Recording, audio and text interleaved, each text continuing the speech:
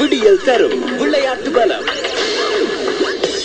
IPL போட்டிகளின் முக்கியமான 2 போட்டிகள் நேற்றைய நாளில் முடிவுக்கு வந்தன. ஒரு போட்டி மிக முக்கியமாக அமைந்தது. எந்த அணியை உள்ளே கொண்டு செல்லும் இந்த போட்டி என்று சொல்லி தீர்மானிக்கின்ற போட்டியாக இருந்தது. ராயல் சேலஞ்சர்ஸ் பெங்களூரா இல்லாவிட்டால் சென்னை சூப்பர் கிங்ஸா என்பதை டெக்கான் சார்ஜர்ஸ் நேற்றைய தினம் தீர்மானித்தது.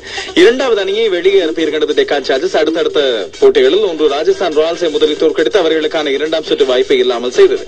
அடுத்த போட்டியிலேயே நேற்றைய தினம் அவர்கள் ராயல் சேலஞ்சர்ஸ் பெங்களூரை தோற்கடித்து சென்னை சூப்பர் கிங்ஸுக்கு வாய்ப்பை வழங்கியிருக்கிறார்கள். இந்த விவரங்களை பார்ப்பதற்கு முதல் லண்டன் லோர்ட்ஸ் மைதானத்தில் இடம்பெற்று வருகின்ற டெஸ்ட் போட்டியை பார்த்துவிட்டு வரலாம்.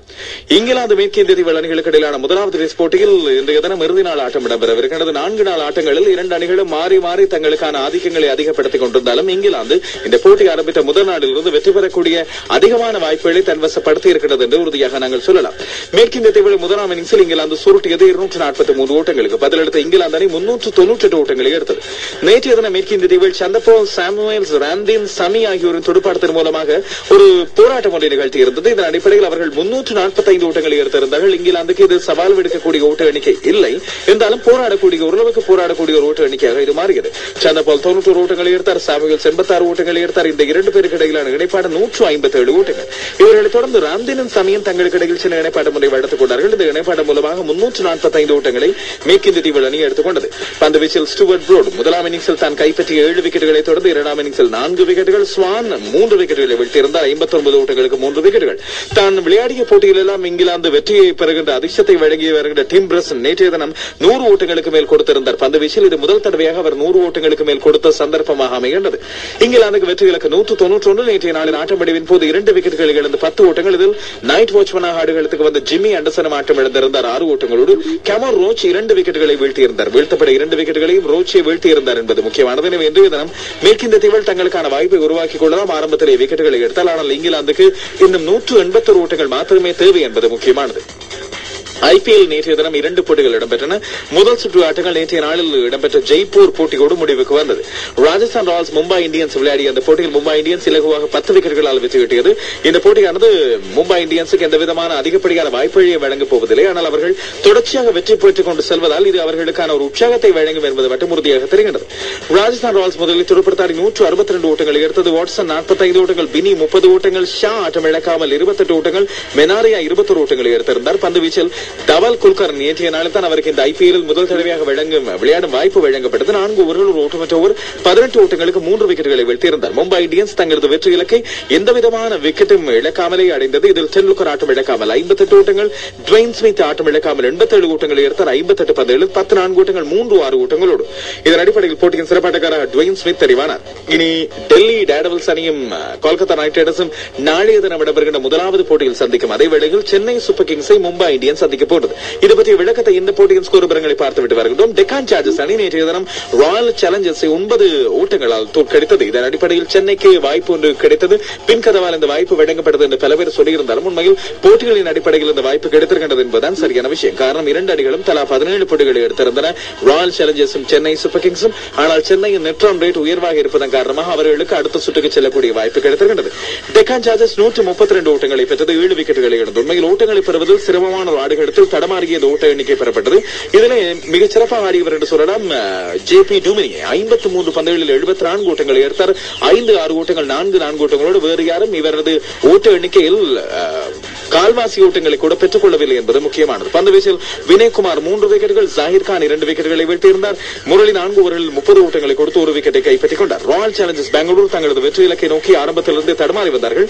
கோலி, திவாரி ஆகியோர் ஓரளவுக்கு போராடி இருந்தார்கள். இதில் ஆரம்பத்திலே கிறிஸ் கெயில் 27 ஓட்டங்கள், விராட் கோலி 42 ஓட்டங்கள், திவாரி 30 ஓட்டங்கள். பந்து வீச்சில் டேல் ஸ்டெயினின் பந்து வீச்சு பருதி பாருங்கள். ஒரு 2020 போட்டியில் ஒரு வேக பந்து வீச்சாளர் இதற்கு மேல் என்ன செய்ய முடியும்? 4 ஓவர்கள் 8 ஓட்டங்களை மாத்திரம் கொடுத்து 3 விக்கெட்டுகளை வீழ்த்தியிருந்தார். இதில் 18 பந்துகளில் எந்த ஒரு ஓட்டத்தையும் அவர் கொடுக்கவில்லை என்பது முக்கியமானது.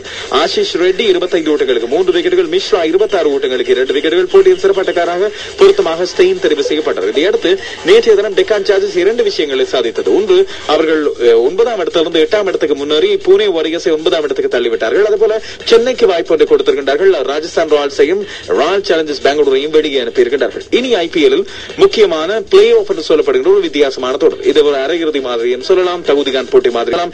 எலிமினேட்டர் என்ற ஒரு அணியை வெளியேற்றுகின்ற போட்டியாகவும் சொல்லலாம். நாளைய தினம் இடம்பெறுகின்ற முதலாவது போட்டியில் புள்ளிகளின் அடிப்படையில் முதல் 2 இடங்களை பெற்ற அணிகள் விளையாடும். கொல்கத்தா நைட் ரைடர்ஸும் டெல்லி டேர்டெவில்ஸும். இதில் வெற்றி பெறுகின்ற அணி நேரடியாக இறுதிப் போட்டிக்கு போய் காத்துக் கொண்டிருக்கும். தோல்வி வருகின்ற அணி காத்துக் கொண்டிருக்கும். அதற்கு முதல் 3ஆம் 4ஆம் இடங்களை புள்ளிகளின் அடிப்படையில் பெற்ற அணிகள் தங்களுக்குள் விளையாடும். சென்னை சூப்பர் கிங்ஸும் மும்பை இந்தியன்ஸும் இந்த போட்டியில் வெற்றி பெறுகின்ற அணியை சந்திக்கும். நாளைய போட்டியில் தோல்வி வருகின்ற அணி. இதைத் தொடர்ந்து இந்த 2 அணிகளுக்கு இடையில் இடம்பெறுகின்ற போட்டியில் வெற்றி பெறும் அணி இறுதிப் போட்டியில் ஏற்கனவே முதலாவது போட்டியில் நாளைய தினம் இடம்பெறுகின்ற போட்டியில் வெல்கின்ற அணியை சந்திக்கும். இதுதான் பிளே ஆஃபின் அடிப்படை என்பது முக்கியமானது. எனவே டெல்லி மற்றும் கொல்கத்தா இந்த 2 அணிகளுக்கும் அதிகமான வாய்ப்பு இருக்கின்றன இறுதிப் போட்டிக்கு செல்வதற்கு. 3ஆம் 4ஆம் இடங்களை பிடித்த சென்னை மும்பை அணிகளுக்கு இடையில் கடுமையான போட்டி ஒன்று இருக்கும். இதேவேளையில் நேற்றைய தினம் இந்த ஐபிஎல்லை தாண்டி ஒரு பரபரப்பு ஒன்று ஏற்பட்டது. ஐபிஎல் இறுதிப் போட்டியை கண்டுகளிக்கும் வாய்ப்பை பாகிஸ்தானிய கிரிக்கெட் சபை தலைவரை பார்ப்பதற்கு அழைத்திருக்கின்றார்கள். ஜக்கா அஷ்ரஃபுக்கு இந்த அழைப்பை இந்திய கிரிக்கெட் சபை மேற்கொண்டிருக்கிறது. ஜக்கா அஷ்ரஃப் இது குறித்து மகிழ்ச்சியும் திருப்தியும் தெரிவித்திருக்கிறார். இந்திய மற்றும் பாகிஸ்தானிய நாடுகளுக்கு இடையிலான கிரிக்கெட் உறவுகள் மீண்டும் துளிர்க்கக்கூடிய வாய்ப்பு இப்படியான விஷயங்களால் ஏற்பட்டிருக்கிறது என்று சொல்லி அவர் தனது மகிழ்ச்சியை தெரிவித்திருக்கிறார். அதுவேளையில் சரப் கங்குலி சொல்கிறார், இப்போது புனே வாரியர்ஸின் கடுமையான தோல்வி பற்றி இப்போதைக்கு போஸ்ட்மார்ட்டம் செய்ய வேண்டிய தேவையில்லை. கொஞ்ச காலம் அந்த வீரர்களுக்கு ஓய்வு கொடுங்கள், அதற்கு பிறகு தாராளமாக தீர்மானிங்கள். 2013ஆம் ஆண்டு இவர்கள் இதற்கான வாய்ப்பை பெற்றுக் கொள்ளலாம் என்று சொல்லி இங்கே சொல்லியிருக்கிறார்கள். குறிப்பாக 2011ஆம் ஆண்டு புனே வாரியர்ஸின் முதலாவது தொடர் போலவே இந்த தொடரும் அமைந்திருக்கிறது. கடைசி இடத்தில் அவர்கள் நிறைவு செய்கிறார்கள். போன முறை யுவராஜ் சிங் தலைமை தாங்கி இருந்தார். இம்முறை கங்குலி 2 இடதுகை துடுப்பாட்ட வீரர்களும் பெரிதாக மாற்றங்களை கொண்டு வரவில்லை என்பது இங்கே முக்கியமானது. மறுபக்கம் உத்தப்பா மன்னிப்பு கோரியிருக்கிறார் தனது புனே ரசிகர்களிடம் தங்கள் அணி தொடர்ந்து முன்னேற முடியாமல் போனதை அடுத்து. இன்னும் ஒரு செய்தி ஒன்று நேற்றைய தினம் ஐபிஎல்லின் விளையாட்டு பரபரப்பை தாண்டி வெளிவந்திருந்தது. நேற்றைய தினம் மும்பையின் ஜூஹு பீச் பகுதியில் போலீசார் மேற்கொண்ட தேடுதல் நடவடிக்கை ஒன்றின் போது ஒரு ஹோட்டலில் 2 ஐபிஎல் விளையாட்டு வீரர்கள், சில பிரபலங்களின் பிள்ளைகள் ஆகியோர் உட்பட 96 பேர் கைது செய்யப்படுகிறார்கள். 58 ஆண்கள், 38 பெண்கள். இவர்கள் போதை மருந்துகள் உள்ளடக்கிய ஒரு பார்ட்டி ஒன்றில் இருந்ததும் குற்றச்சாட்டின் அடிப்படையில். யார் அந்த 2 ஐபிஎல் வீரர்கள் என்ற பெயர் விவரங்கள் வெளியிடப்படவில்லை என்பது இங்கே முக்கியமானது. இதுபோல வெளிநாட்டு உல்லாச பிரயாணிகளும் இருந்திருக்கிறார்கள். ஆனால் வெளிநாட்டு ஐபிஎல் அவர்கள் இல்லை என்பது இங்கே நிச்சயமான விஷயம். பாகிஸ்தான் மற்றும் ஆஸ்திரேலிய அணிகளுக்கு இடையிலான தொடர் இலங்கையில் இடம்பெற முடியாது என்று இலங்கை கைவிரித்து விட்டது. காரணம், இலங்கையில் SLPL இடம்பெற வேண்டும் அந்த காலகட்டத்தில் என்று.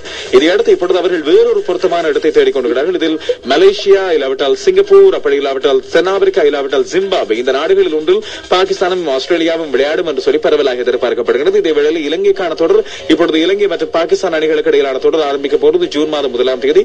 அதைத் தொடர்ந்து ஜூலை மற்றும் ஆகஸ்டில் இந்தியா இலங்கைக்கு வரும். அதைத் தொடர்ந்து ஆகஸ்ட் மாதத்தில் இலங்கையில் SLPL ஸ்ரீலங்கா பிரீமியர் லீக் இடம்பெறவிருப்பது நீங்கள் ஏற்கனவே அறிந்த தகவலை. இனி நாங்கள் இனிய செய்திகளுக்கு செல்வோமாக இருந்தால், கால்பந்தாட்ட போட்டிகளில் உங்களுக்கு தெரியும், சாம்பியன்ஸ் லீக் கால்பந்தாட்ட போட்டியின் இறுதிப் போட்டியில் செல்சி பயர்ன் மூனிக்கு 4-3 என்ற பெனால்டி அடிப்படையில் வெற்றி கொண்டு ஐரோப்பாவின் சாம்பியனாக மாறியிருக்கிறது. இதையடுத்து மகிழ்ச்சியை தெரிவித்திருக்கிறார் செல்சி அணியின் கோல் காப்பாளரான பீட்டர் செக். இவர் செக் நாட்டைச் சேர்ந்தவர். 8 வருடங்களாக செல்சியின் கோல் காப்பாளராக இருந்து வருகின்றார். இவருக்கு நேற்றைய நாளில் பிறந்த நாள்.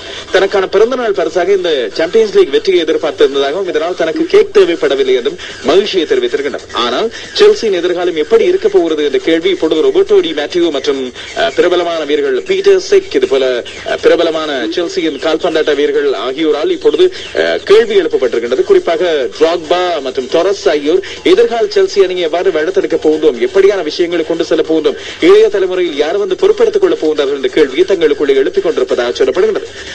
ரோமில் இடம்பெற்று வருகின்ற பெண்களுக்கான ஆண்களுக்கான டென்னிஸ் சுற்று போட்டிகளில் நேற்றைய தினம் இடம்பெற்றது பெண்களுக்கான இறுதிப் போட்டி. இதில் மரியா ஷரப்போவா 2வது தொடர்ச்சியான ரோம் சுற்றுப் போட்டியை வெற்றியை பெற்றுக் கொண்ட நேற்றைய தினம் சீனாவின் லீ நாவை இறுதிப் போட்டியில் 4-6, 6-4, 7-6 கடுமையாக போராடி வெற்றி பெற்றினார்.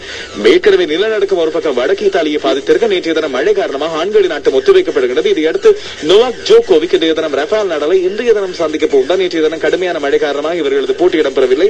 எனவே தொடர்ச்சியாக இப்பொழுது நடப்பு சாம்பியனான நோவாக் ஜோகோவிக் அடுத்த வெற்றியையும் பெற்றுக் கொள்வாரா என்ற கேள்விக்கான விடை இன்றைய தினம் கிடைக்கும். மேலும் விவரங்கள் 7:50 விளையாடுதல் மூலமாக உங்களுக்கு வரும். இன்றைய தினம் எந்த ஒரு IPL போட்டியும் இல்லை.